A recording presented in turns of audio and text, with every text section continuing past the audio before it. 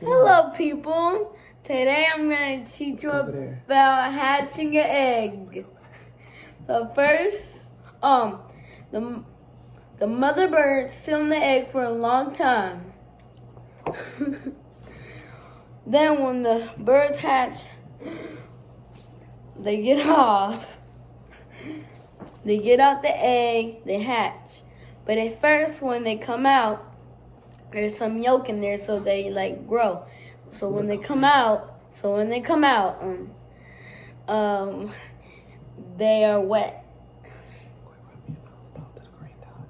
Look at the green dot. Stop. So then the mother birds feed them until they get older and older, until they're old enough to fly. And that's all. Goodbye.